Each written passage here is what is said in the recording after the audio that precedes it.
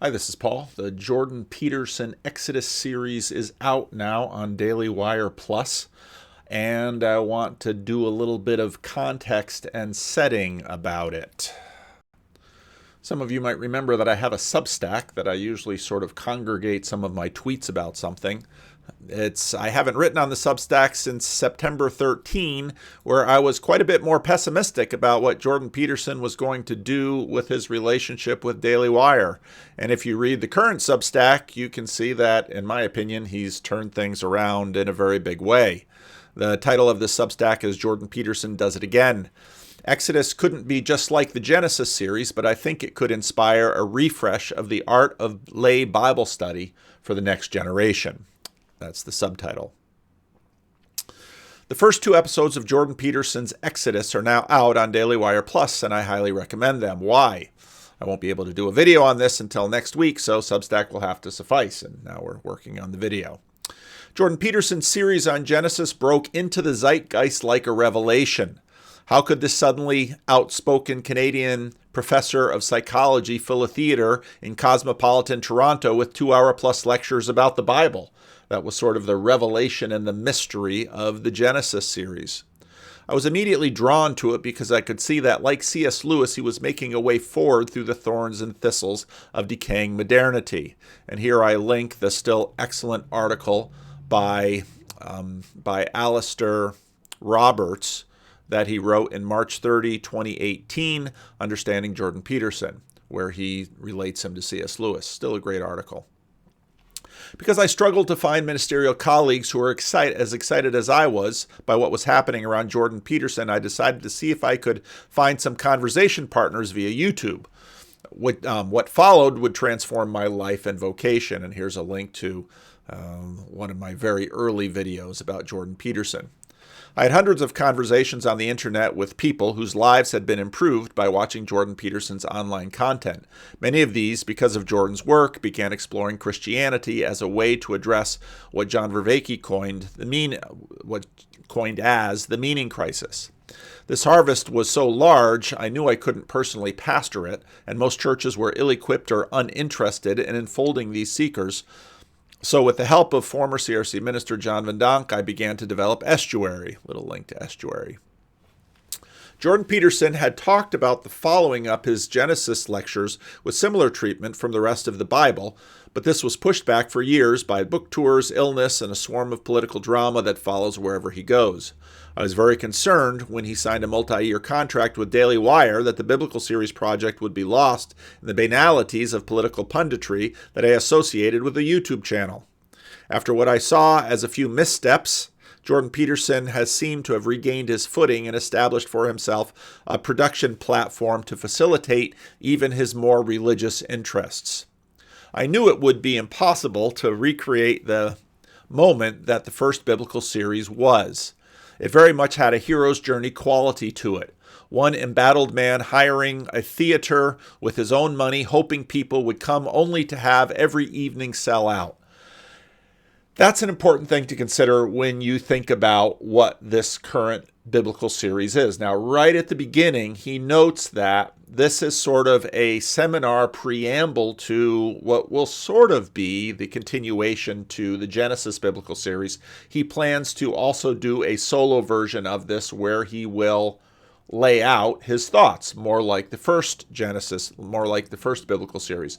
But again, it won't be the same. It can't be the same because the world has changed. The context around Jordan has changed. His fame has changed. Everything has changed this, so it won't have sort of the fresh. It's hard to describe just how of the moment that first Genesis series was. It captured so many.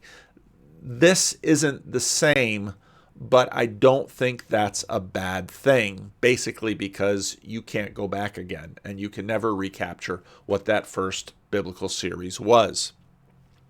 My friend Jonathan Peugeot had told me about his trip to Florida to discuss Exodus. Would this work? Could it work? Part of what was so special about the first biblical series was that it was Jordan's own ideas disconnected from the complex schools of biblical scholarship. A number of people asked, why didn't he include biblical scholars in his little group that he had around the table? I think actually probably it's good that he didn't, and I want to do a video to talk about why this is different from biblical studies because of the concordous nature of any biblical connection, which Jordan clearly had a handle of and was more successful at than many Christian ministers, but also what has happened to biblical scholarship over the last few hundred years and why biblical scholarship continues to change culture to culture, time to time. Having now seen the first two episodes of what they've produced, I'm very happy with the results. While it can't be just like the Genesis series, it improves upon it in a number of ways. This paragraph is key here. Jordan Peterson has managed to better inform his biblical reading without blunting his own fresh observations.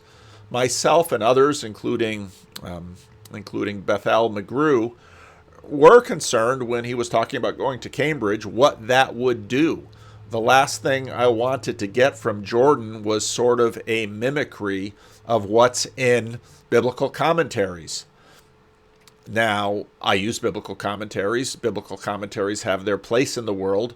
Biblical commentaries are quite diverse in terms of their approach to the Bible in many ways, but what Jordan was doing was fresh, and I was worried that with everybody rushing in trying to correct, improve, help him along, he would begin to just sound like other biblical commentators, and he doesn't. And so I very much stand behind that sentence. Jordan Peterson has managed to better inform his biblical reading without blunting his own fresh observations.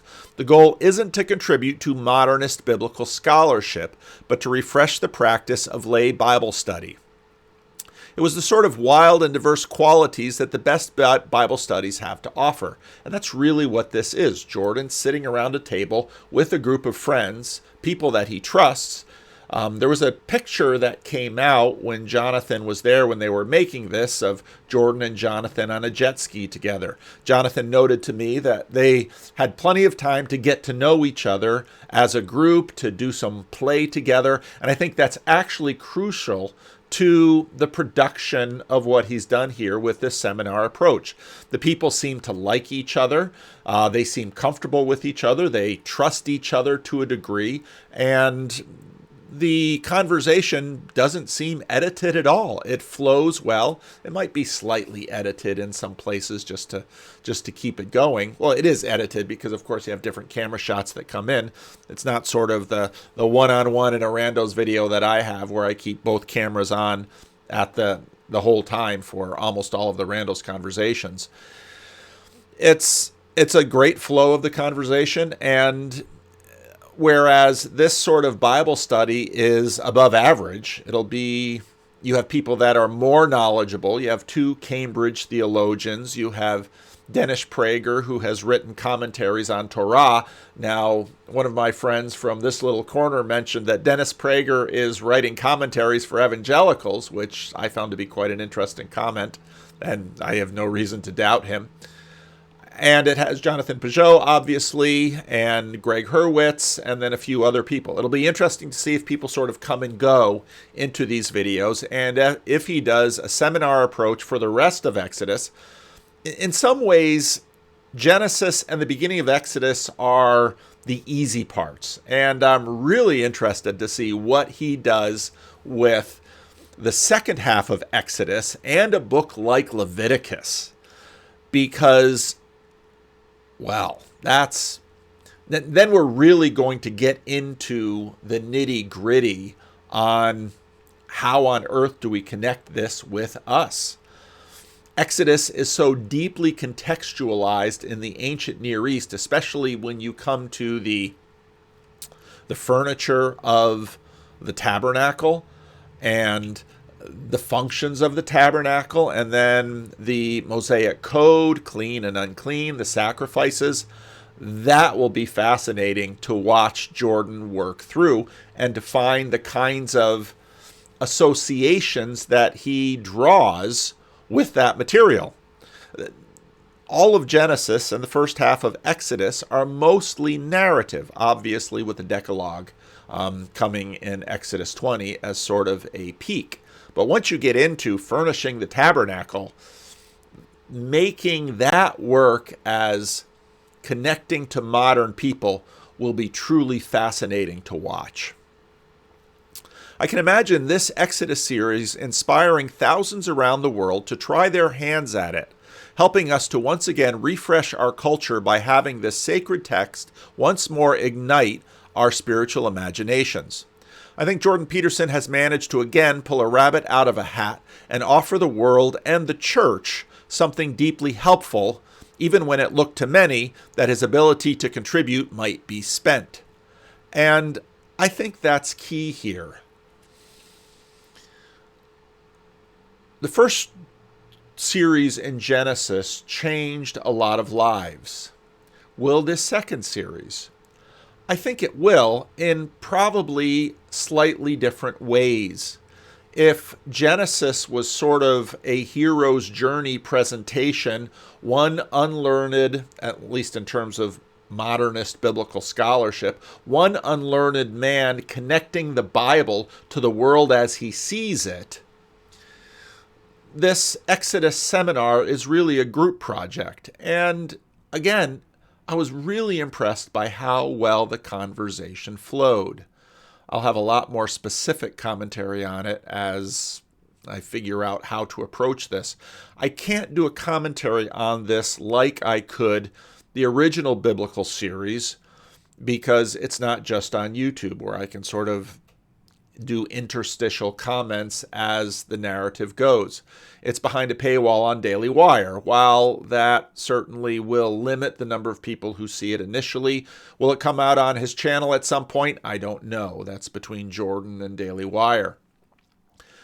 I don't really begrudge the fact that it's behind a paywall because I have a better understanding of how they put this thing together, and there are significant costs to that. People needed to be flown in, people needed to be put up, people needed to be fed.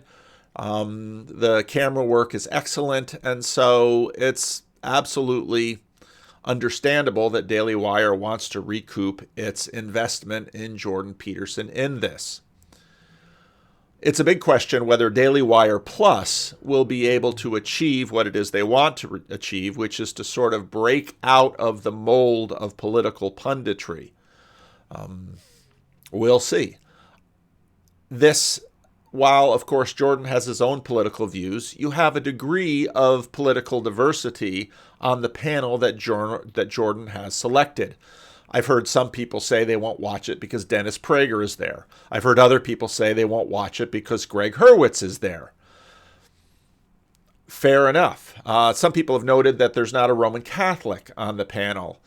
I wouldn't be at all surprised if Jordan had asked Bishop Barron to participate. And while I think Bishop Barron probably would enjoy participating in something like that, and we'd be a wonderful contributor to it, Bishop Barron is a bishop, and bishops have responsibilities, and it's quite likely this couldn't fit into his schedule, or he couldn't shake out 8 days to do it.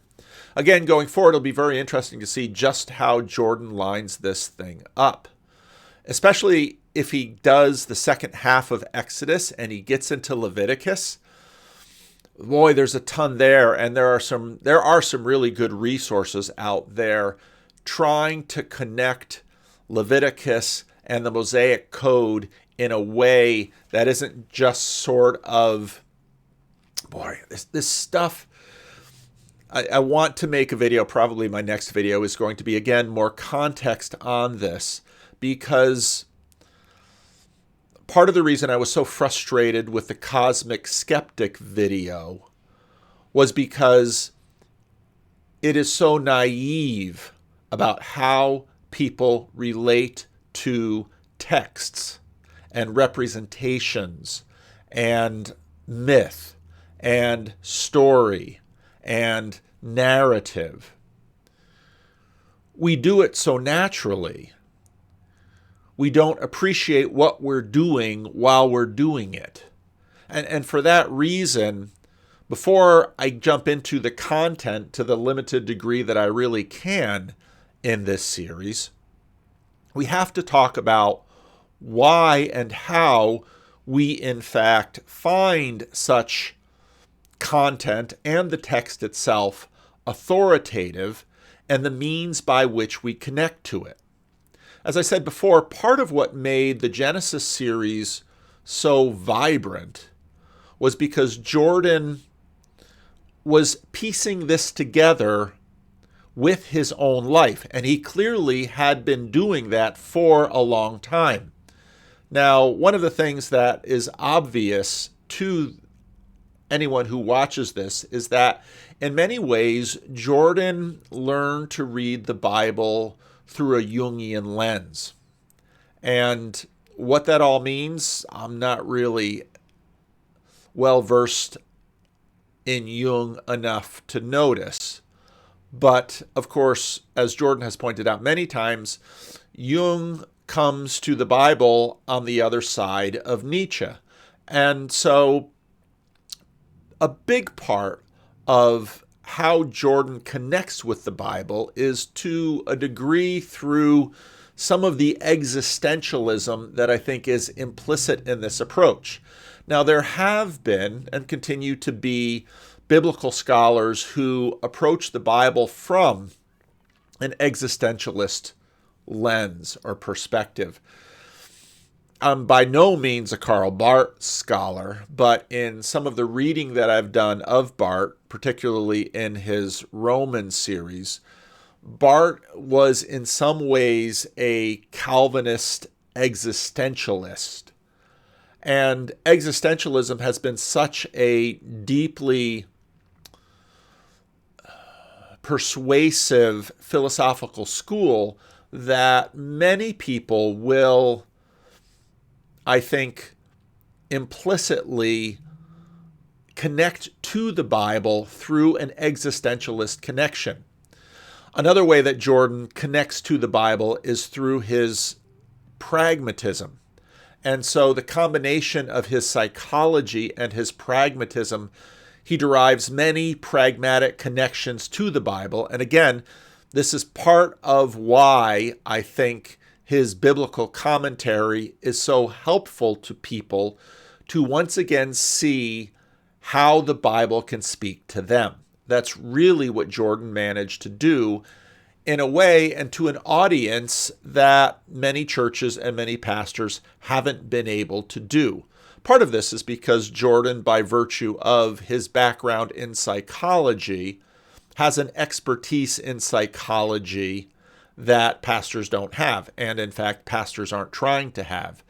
Pastors tend to apply the Bible through the emergent concordism. Now, what I mean by concordism is that there are, I'm playing around with OBS scenes now and learning to sort of flip around them a little bit more.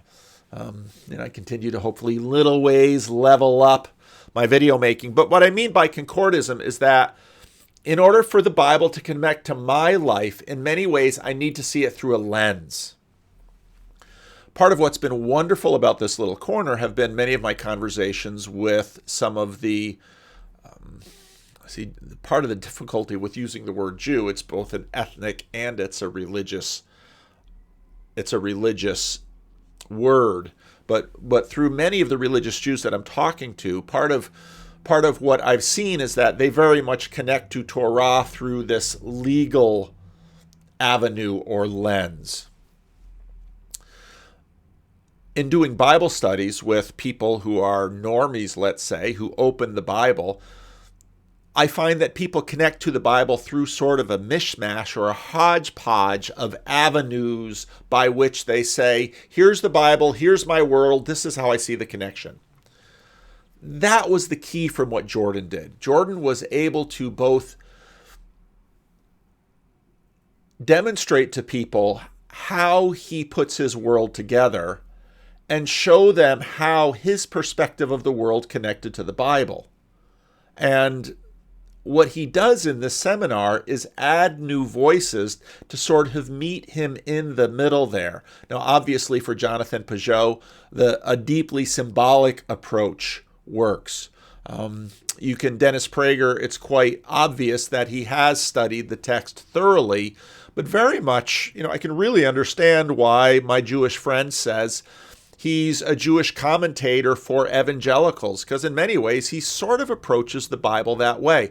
A lot of evangelicalism does approach the Bible through something of a Christian existentialist connection. Part of when I talk about modern biblical studies, I'll connect this a little bit. The Cosmic Skeptic cast expressed surprise when he heard Jordan Peterson talking about the Bible as literature. If he were better versed in what has been happening in biblical studies over the last 30, 40 years, that shouldn't surprise him at all. That has, in fact, been one of the dominant schools of approach for biblical studies. Part of this, I think, because of postmodernity, because in some ways an attention to literature and the perspectives through which we view literature have deeply marked our approach and our reading to the Bible. So even though when Jonathan Peugeot and Douglas Murray are having a conversation with Jordan, and Jonathan and myself really sort of want to backtrack when we talk about fiction, it's because of the connection that people, the implicit definition that people have of fiction, which is untrue stories. Of course, Jordan goes along and says, but there are ways in which fiction is more true than, let's say, an attempt at rote description of naked events. Part of what we know is that there is no such thing as a monarchical vision where you can simply describe naked events. Once you turn those events into words, you are already into the space of metaphor, as C.S. Lewis and Owen Barfield and many others very much showed. So I can imagine this Exodus series inspiring thousands around the world to try their hand at this, helping to once again refresh our culture by having this sacred text once more ignite our spiritual imaginations. I am, in fact, considering using some of these new tools we have through Streamlabs. Is it Streamlabs? Anyway, through some of this stuff that we're using with the Just Chatting channel to put together to do some of my own biblical seminar, probably with some people from this little corner of the internet, and probably with designated chairs, let's say an agnostic or atheist chair, a Jewish chair, a Catholic chair, an Orthodox chair, and maybe a special guest chair when I can rope in people to do things from other perspectives. But what Jordan does, as you can see in these videos, try my new powers here. Let's see. Let's pull up this one. What he does, as you can see here, is this is everyone around the corner and around the table. He's using the King James Version, and so he reads out a little bit of the King James Version, and then he talks about it a little bit and sort of ignites others to think about it. Now, Jordan says, he doesn't want to do all the talking, and he doesn't. In fact, as I noted in a lot of his more recent conversations, he's doing very well, and having a lot of experience with Bible studies, doing something like this is not easy. And to have it flow and go as well as it does, it's really an accomplishment. And my hat's off to Jordan. My hat's off to Daily Wire and the team that put this thing together. I'm very impressed. This is hard to do. And to have it flow like this, I've really, really got to hand it to them. I think Jordan has managed to pull a rabbit out of the hat and offer the world and the church something deeply helpful, even when it looked to many that his ability to contribute might be spent. For me, the Exodus series is worth the price of admission to Daily Wire Plus, and I look forward to seeing what Jordan does next. what God does next through Jordan as his unlikely journey continues. So yeah, and now for a lot of you, that's what you'll be facing. And a lot of people on Twitter and in the comment section said, "Yep, I'm in. I'm going to watch this. I'm going to pay Daily Wire Plus, and you can pay for a month and then watch some of it. But it's gonna. I don't know the pace that it's going to come out yet. The first two are out. I don't know how many make up this series. The first biblical series was 15. We'll see." At least this weekend, Daily Wire Plus had a Black Friday sale, which was sort of 50% off. If you sort of buy a year in advance, that's $72 American. Again, everyone will be different in terms of how you value this. I would do it just because this is part of what I'm doing right now and part of the conversation, but I've enjoyed it. I just got a note from Rick. I asked Rick, and those of you who have watched it, very much leave a comment. I was actually thinking perhaps of just doing this as a live stream to get comments from you, and I think that I will. But I want to hear your feedback on it, to find out what you think of it. Do you like it? Don't you like it? Already a number of critiques and even criticisms have emerged. Some of those I want to address. But yeah, I very much want to know what you think about it. I'm excited about it. I'm excited for the next series. I remember during the first Genesis series, I couldn't wait each week for the next one to come out. I took the deep dive into Jordan Peterson land when all this stuff came out, and I watched Maps of Meaning. I watched all the 2017 classes. Found out other videos that were on the internet of him, and it was, but you're not going to sort of recapture that. So yeah, I hope this is a little bit of an introduction. Again, I want to get more into this. I did send a note to Daily Wire, and they have said, I should send them the clips that I'd like to comment on to get permission before I make a video. That means I have to be a little bit more organized in how I put these videos together than I usually am. For me, a lot of this is often either at the beginning of the day or the end of the day. I have an idea of what I'd like to say on a video, and I sit in front of this camera and I do it. For me to sort of send Daily Wire some clips, I might start just with some of the clips that they have already released. But they're fairly short. And the first session is over 2 hours long. And the second session has an amazing conversation about the Jewish and Christian perspectives on God and evil and human agency. That was, I thought, a tremendous conversation. And again, I mean that as a tremendous conversation. There was give and take. There was mutual learning. Really, really good. So yeah, let me know what you think of this, and I'll leave a link to the Substack. By virtue of the medium, I might in fact write more about some of this than, I don't know if I'm going to do that. But again, because what I could do with the old biblical series was just sit down with Genesis, let it roll, make my comments interstitially and let it roll, because I can't really do that without sort of violating their paywall and then probably having the video taken down on YouTube. This will be a little different. So let me know what you think. Leave a comment.